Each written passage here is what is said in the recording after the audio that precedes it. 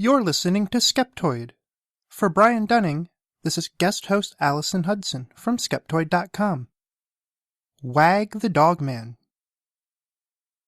In the counties of northern Michigan, folks tell tales of a strange creature stalking the night.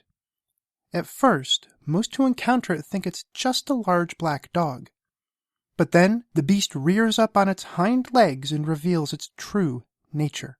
A 7-foot-tall, bipedal monstrosity with the head of a canine, surprisingly blue eyes, and the torso of a man. It lets out an unearthly howl that sounds almost like a human scream, sending all but the most stalwart of witnesses fleeing in fear.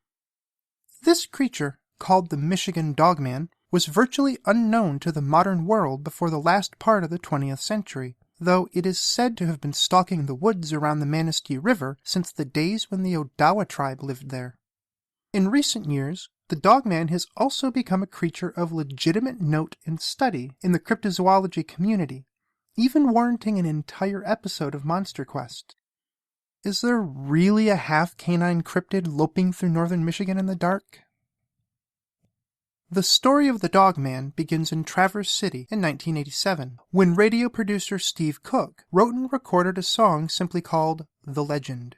In the song, he spins the tale of the Dogmen, supernatural canine-human hybrids which appear every 10 years to stalk the residents of northern Michigan.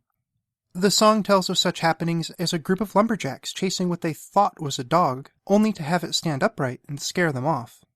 Horses found dead of fright, with dog tracks nearby, and a group of hippies in a van being confronted by the grinning dog face at the window. The legend ends on an ominous note. So far this spring, no stories have appeared. Have the dogmen gone away? Have they disappeared? Soon enough, I guess we'll know, 'cause summer is almost here. And in this decade called the 80s, the 7th year is here. And somewhere in the Northwoods darkness, a creature walks upright. And the best advice you may ever get is don't go out at night. Cook was a collector of local folklore, and he used bits and pieces from the stories and tales he was familiar with to flesh out the song. The 10-year cycle of the Dogman, which just happened to coincide with 1987, the year the song was written, was clearly derived from similar recurring cycles of events in legends and lore. Canine monsters stalking the woods at night are also common in folk tales, though Cook chose to make his creature a dog and not the more traditional wolf, so as to keep the creature spooky but not malevolent. The dogmen of the song never maim or kill anyone, instead simply frightening their victims, albeit sometimes to death. With tongue firmly in cheek, Cook played the song as an April Fool's Day treat for listeners of Traverse City's WTCM in 1987. To Cook's surprise, listeners latched onto his little joke. Whether seriously or in the spirit of playing along, listeners began to call up with their own monster encounters. Those listeners prompted others to call in and share, and then the story spread to front porches and local diners, and soon the newspapers began to pick it up. Then there was an animal attack in nearby Luther, Michigan, and rumors quickly spread that it was the work of the actual creature. The Michigan Dogman was no longer a joke, but a legitimate threat. Since that spring, the Dogman has increasingly shown up in books, websites, and television programs about cryptids, as not just a fictional legend, but as a real beast. People relate tales of Dogman sightings, sometimes with photos taken during their encounters. Canine tracks deemed unusually large or spaced too evenly are sometimes found and photographed or, in true cryptozoology style, collected as plaster casts. Researchers have dug into newspaper reports, history books, and local folklore for anything that could even remotely be connected to the beast, to prove that the Dogman predates the song, and they have cobbled together a thread of stories going back centuries. The Dogman even has its own expert in the form of author Linda Godfrey, who has not only written books about both the Dogman and Wisconsin's Beast of Bray Road, a similar regional monster legend, but also acts as a go-to source on the Dogman for the likes of Monster Quest and Coast to Coast AM. So what exactly has happened here? Is the Dogman real or a hoax? And how does the song The Legend play into it all? There are two ways to read the Dogman's rise from April Fool's Day joke to serious cryptid. First, one could read it as a cosmic coincidence. Cook just happened to write a song that unknowingly matched the descriptions and habits of an actual cryptid running around the woods in northern Michigan. That seems to be the position that Cook himself prefers to take. He told the Detroit Free Press in 2011 that, "I made it up completely from my own imagination as an April Fool's prank for the radio, and stumbled my way into a legend that goes all the way back to Native American times."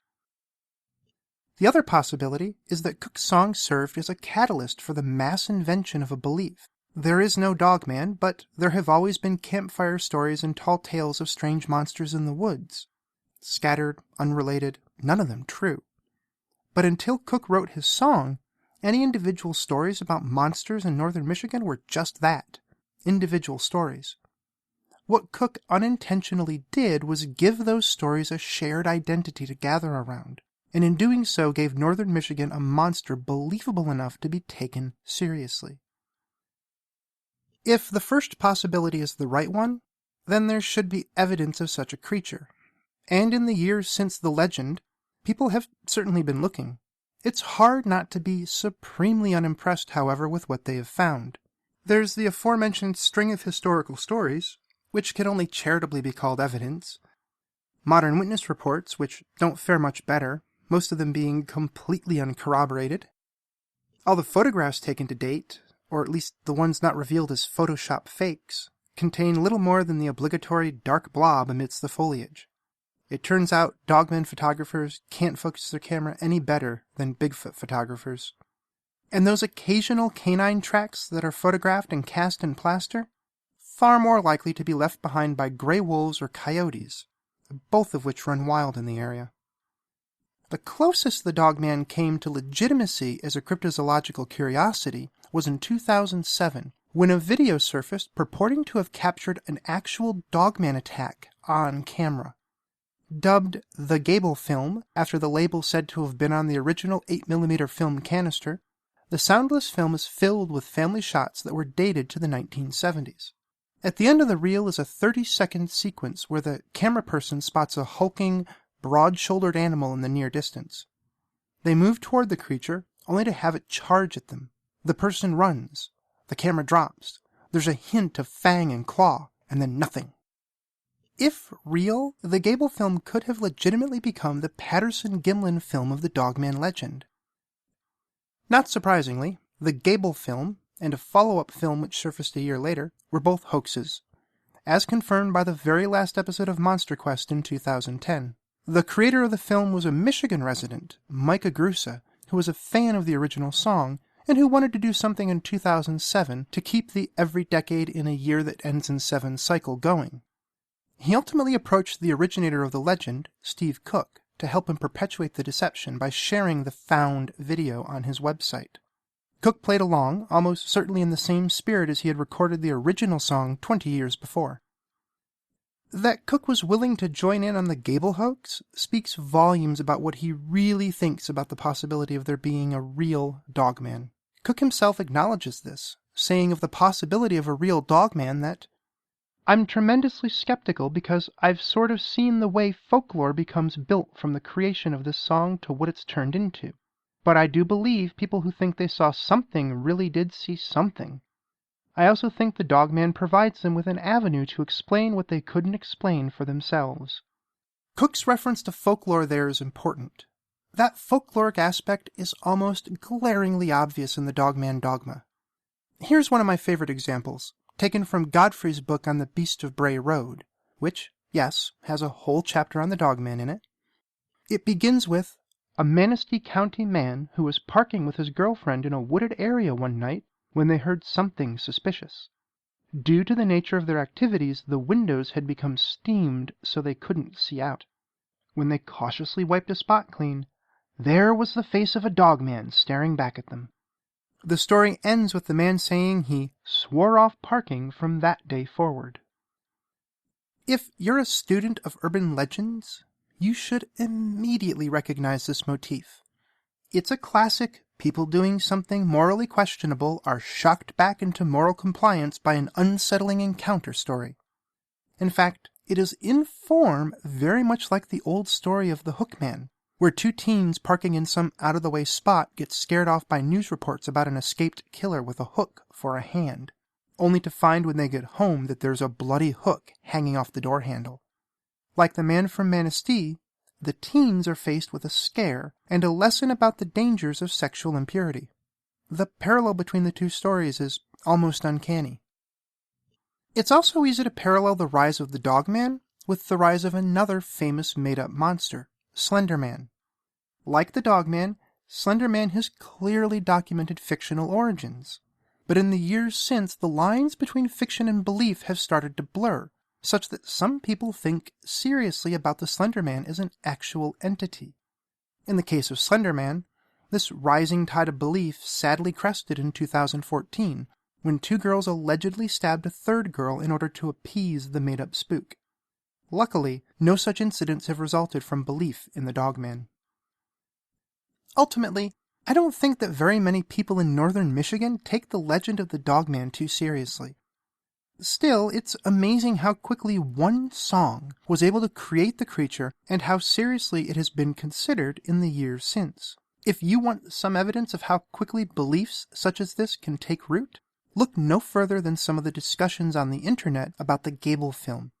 Ever since Agrusa revealed his hoax, there have been believers who voiced doubts about his confession.